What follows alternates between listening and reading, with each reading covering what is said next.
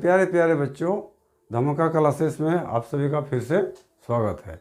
आज मैं आप लोगों के लिए श्री पानोरी जी द्वारा रचित दो कविता नंबर 54 एवं 55 को लेकर आए हैं। तो चलिए देखते हैं इन कविताओं के द्वारा कवि हम लोगों को क्या संदेश देना चाह रहे हैं। यदि मेरे चैनल को सब्सक्राइब नहीं किए हैं तो सब्सक्राइब अवश्य करें और बेल बटन को दबाना न भूलें ताकि अगला नोटिफिकेशन आपको मिल सके। तो हमारा 54 नंबर का कविता है, हमरा काहे भूलल है कन्हा। 54 नंबर का कविता है, छोटी सी कविता है लेकिन अच्छा ही कविता है। हमरा काहे भूलल है कन्हा, कह रहा है हमको क्यों भूल गए हो कन्हा। कन्हा मीन्स कृष्ण। शीर्षक से पता चल रहा है कि इसमें या तो गोपी या राधा और कृष्ण, राधा और कृष्ण या गोपी और कृष्ण, दोनों के विरह का जिक्र इसमें किया गया है। शीर्षक से ऐसा ही जान प्रतीत हो रहा है, क्योंकि कह रहा है हमरा काहे भूलल है कान्हा। इससे पता चल रहा है कि या तो इसमें राधा या गोपियाँ, राधा और गोपियाँ जो है कृष्ण से कह रहा है कि मुझको क्यों भूल गए हो। तो चलिए हम लोग आगे देखते हैं। कह रहा है कविता में, हमरा काहे भूलल है कान्हा नाहक देले सेल। हमरा काहे भूलल है कान्हा नाहक देले सेल, तोर बिनु अबे रे कान्हा निंदियो रे गेल।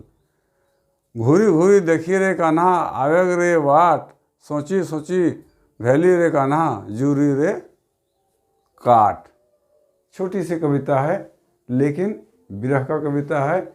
इसमें कवि जो है राधा और कृष्ण के जुदाई के प्रसंग में कुछ कहे हैं। कह रहा है हमरा काहे भूलल है कन्हा, हे कन्हा हे कृष्ण जी हमको क्यों भूल गए हो। नाहक देले रे सेल, फिजूल के मेरे मन में चिंता क्यों दे दिए हो, दर्द क्यों दे दिए हो, मुझको बेचैनी क्यों दे दिए हो। ये कह रहा है गोपिया कह रही है या राधा कह रही, कृष्ण से तो कृष्ण से कह रही है कि नाहक में मैंने फिजूल का मेरे दिल में हृदय में कष्ट पीड़ा क्यों दे दिए हो। ठीक है।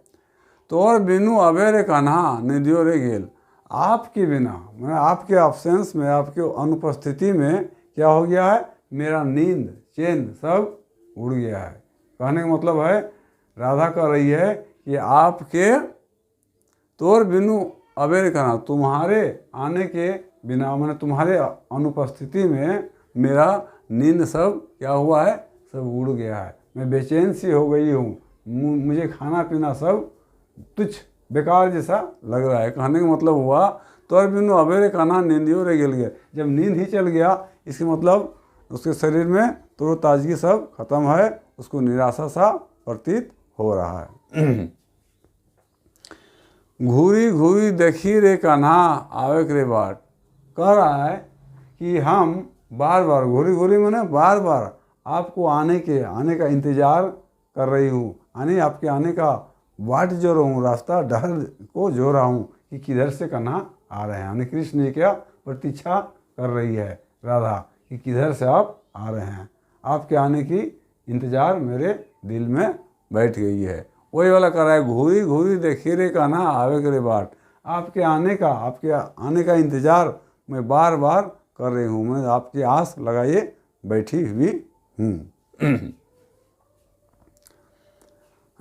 सोची सोची भैली रे कान्हा झूरी रे काट, कह रही है कि आपके इंतज़ार करते करते मैं सोचते सोचते क्या कर रही है कि आपका इंतज़ार करते करते कृष्ण का इंतज़ार करते करते राधा क्या हो गई है, सूख की लकड़ी जैसी हो गई है। झूरी मीन्स पतली लकड़ी, सूखी काठ जैसी हो गई है।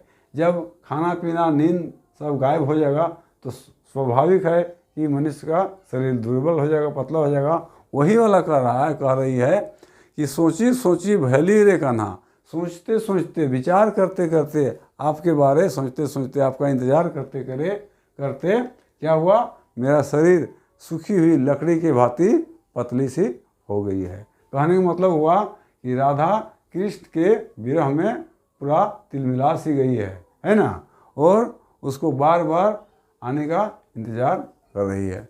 कविता से तो यही मालूम हो रहा है कि इसमें कृष्ण और राधा के जुदाई विरह का वर्णन है। ये छोटी सी कविता थी। चलिए अब इसमें तो कठिन शब्द कुछ नहीं है। निंदियो मतलब नींद होता है। गिर माने चला गया। घूरी घूरी छोटा छोटा वर्ड है एक दो। घूरी घूरी मतलब बार बार, इसको लिख सकते हैं बार बार। भूलने रे कहना, भूलने मैंने भूला जाना, भूलने मैंने भूल जाना।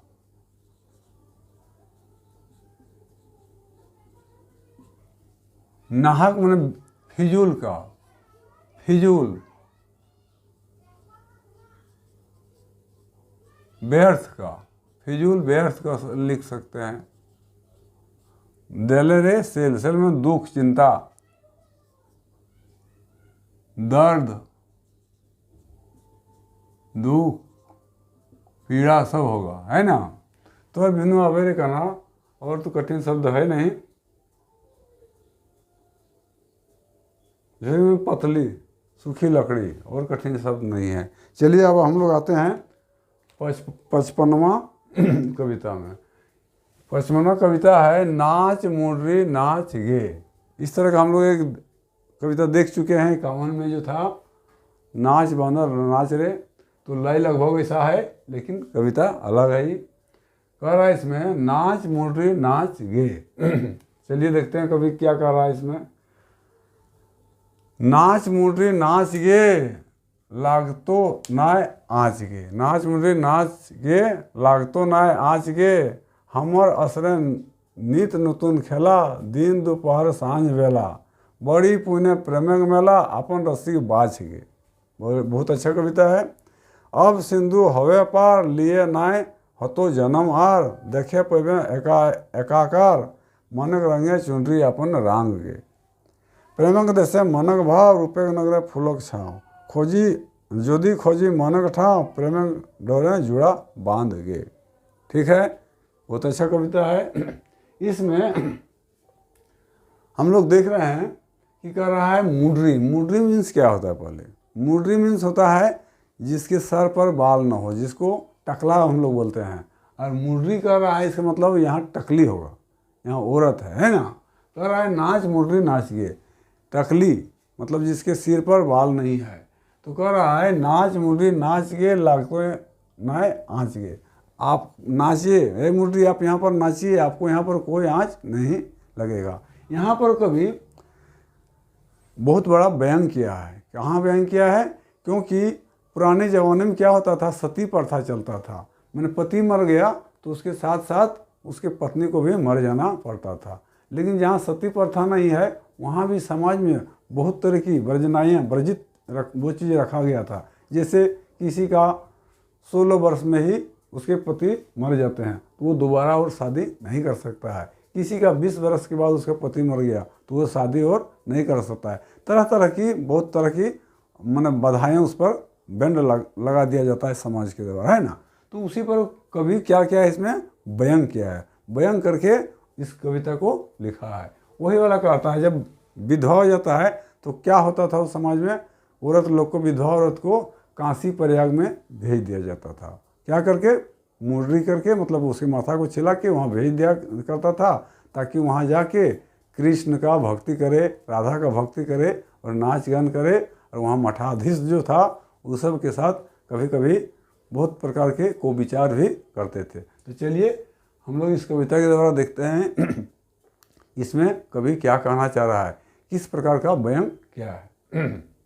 कह रहा है नाच मुररी नाच गे लागतो नाय आँच गे। कह रहा है हे मुररी तुम नाचो, यहाँ तुमको किसी प्रकार का आँच नहीं है, यहाँ कोई आपका रोक टोक नहीं है, कोई बंधन नहीं है। यानी जो विधवा औरत थी उसको काशी भेज दिया गया है ना। और वहाँ वो उसको मठाधीश लोग कह रहा है कि यहाँ नाचो, यहाँ तुम्हारा कोई रोक टोक नहीं है, तुमको किसी प्रकार की यहाँ बाधाएं नहीं है। लागतो ना आँच के, तुम्हारे पर किसी प्रकार का आँच, किसी प्रकार का मतलब क्या होता है, आलोचना नहीं लगेगा, है ना। लागतो ना आँच के हमर असर नित नूतन खेला। हमारे असर, असर मतलब क्या होता है, मंच होता है जहाँ पर नाटक किया जाता है, नाच किया जाता है, उसी जगह को हम लोग क्या बोलते हैं? आश्रय। तो वही मठाधीश लोग कह रहे हैं वहाँ का कि नाचो, हमारे यहाँ ये अखाड़े पर रोज़ नया नया नाच होता है, नाना प्रकार के नाच होता है, तुम बेफिक्र होके नाचो, आपको लज्जा शर्म की कोई बात नहीं है, यही कह रहा है। हमारे असर नित्य नूतन खेला, यहाँ रोज़, नित्य मतलब रोज़, यहाँ रोज़ नया नया खेला होता है, यहाँ नया प्रकार का खेल रोज़ होता है इस अखरे पर, इसलिए तुमको किसी प्रकार का आँच नहीं होगा, लजाने की, डर की कोई बात नहीं है। आगे कह रहा है, दिन दोपहर सांझ बेला बड़ी पुण्य प्रेमंग मेला। कह रहा है यहाँ पर दिन दोपहर मैंने रात दिन, दिन हो चाहे रात हो, रात दिन यहाँ रासलीला मैंने नाच होते रहता है। बड़ी पुराने प्रेमंग मेला, इस मेला रूपी आखिरी पर वो क्या है? काशी माँ प्रयाग में मेला रूपी मान लीजिए आखड़ा है। यहाँ क्या कहता है? बड़ी पुण्य प्रेमंग मेला, यहाँ प्रेम का माला बिक रहा है, यानी तुम प्रेम करो, आराम से करो, इसमें कोई रोक टोक नहीं है। ये बड़े ही पुण्य से ये जगह आपको मिलता है। यहाँ इंगित कर रहा है, कभी इंगित करके कह रहा है कि यह जगह जो है बड़े ही पुण्य, प्रेम रूपी मेला है, प्रेम रूपी मेला है, ये बड़े ही पुण्य से इसकी प्राप्ति होती है। वही वाला कहता है बड़ी पुण्य प्रेम मेला, यह बड़े ही पुण्य की प्रेम रूपी मेला है। अपन रसिक बाछ के, तुम अपना रसिक को यहाँ चुन लो। बाछ के माने अपना रसिक को चुन लो। रसिक किसको बोलते हैं? जो प्रेम और प्रेमिका जब नाच गान करने लगता है तो प्रेमी जो है प्रेमिका के प्रेम से पूरा आशिक हो जाता है, पूरा बेहोर उसी के बस में हो जाता है, उसी को हम लोग रसिक कहते हैं। वही कह रहा है अपन रसिक बाछ गए, तो कह रहा है उस विधवा औरत को कि तुम अपना रसिक चुन लो, अपना प्रेमिका प्रेम करने वाले को चुन लो, अपने आशिक को चुन लो। अब सिंधु हवे पार लियो नाय हतो जनमार, तुम्हारा यहाँ अब सिंधु पार हो जाएगा, अब तुम बैंकुट पा जाओगे। बैंकुट में क्या होता है? सब तरह का सुख रहता है, उसको बार बार और इस नर्क भूमि में आना नहीं पड़ता है, मृत भूमि में आना नहीं पड़ता, उसी को बैंकुट कहा जाता है, जहाँ भगवान का वास होता है, वहाँ आनंद ही आनंद रहता है। वही वाला कह रहा है अब सिंधु हवे पार, तुम्हारा सिंधु पार हो जाएगा, यानी तुम बैंकुट चले जाओगे। कहाँ? बैंकुट चली जाओगे। लिए ना तो जन्म आर तुमको जन्म लेना नहीं पड़ेगा, तुम यहाँ आराम से नाचो, निफिकिर होके नाचो और अपना रसिक को चुन लो, अपना प्रेमी को चुन लो, अपना आशिक को चुन लो। लिए ना हो तो जन्म आर देखे पैबे एकाकार। बैंकुट में क्या होता है? सब एकाकार होता है, सब एक जैसा होता है, वहाँ किसी चीज़ का भेदभाव नहीं, सब तुमको एक ही नजर आएगा।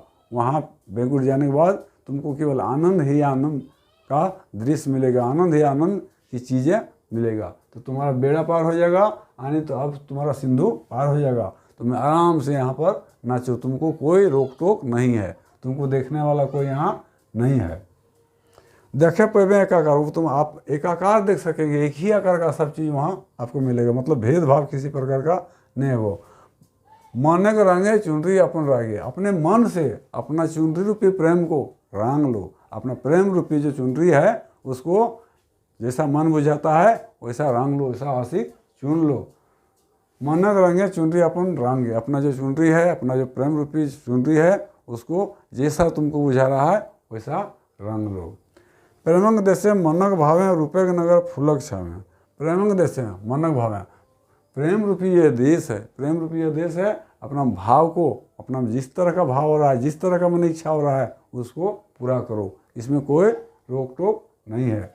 रूपे नगर फूलक छावा, रूप का नगर है यह, क्या है ये? रूप का नगर है, फूल के छाव, मैंने यहाँ आनंद ही आनंद की छाया है। कहाँ पर? बैंकुट में। यहाँ क्या है? आनंद ही आनंद की छाया है, उस छाया में आप रहो, अपना नाच करो। यदि खोजे मन ठाव प्रेम डोर जुड़ा बांध के, यदि मन में आप शांति खोज रहे हैं, मन में शांति चाह रही हो, तो प्रेम डोर, प्रेम रूपी डोरा से अपने जुड़ा को, जुड़ा मतलब बाल को, खोपा जिसको हम लोग होते हैं उसको बांध लो, जबकि वो टकली है। कहने का तात्पर्य हुआ कि यहाँ पर कभी कह रहा है कि जो समाज में वर्जित था, जिसको मैंने शादी करना वर्जित था, कोई भी गलत काम करना वर्जित था, चूड़ी शाखा पहनना वर्जित था, और यहाँ पर उसको क्या कहा जा रहा है कि नाचो, प्रेम करो, इसमें कोई रोक टोक नहीं है।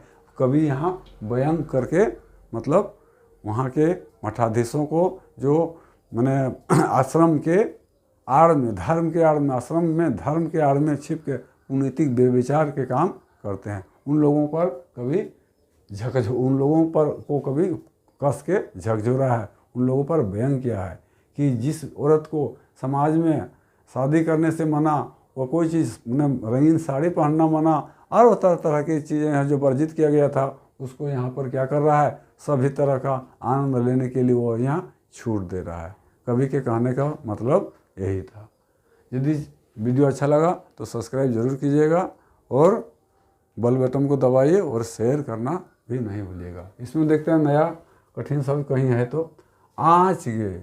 आँच मैंने किसी तरह की कोई क्लैंप नहीं आएगा, नहीं लग तो आँच मैंने प्रतिबंध नहीं है। आँच गे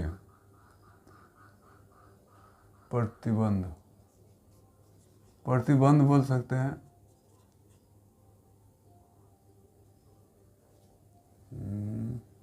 प्रतिकारक शब्द है, लग तो ना है आँच गे, मतलब आलक्षणा भी बोल सकते हैं। आलक्षणा, आज आलक्षणा किसी तरह का मतलब दोषारोपण नहीं लगेगा। हमर आश्रय, आश्रय मतलब होता है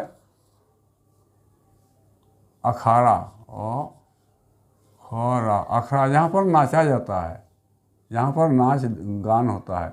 मंच भी बोल सकते हैं इसको हम लोग, मंच भी बोल सकते हैं इसको। नित्य मने रोज, नूतन मने नया, नित्य मने रोज।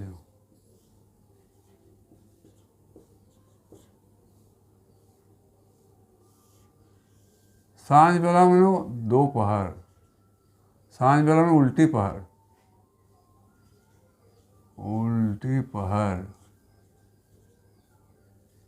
यानी 12 बजे के बाद को सांझ बेला बोला जाता है।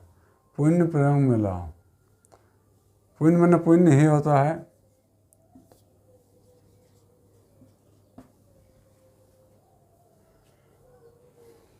सिंधु हवे पार, सिंधु मतलब क्या होता है, बैंकुट।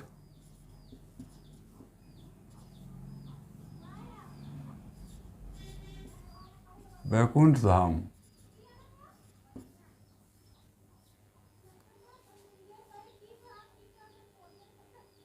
और तो कठिन शब्द नहीं है।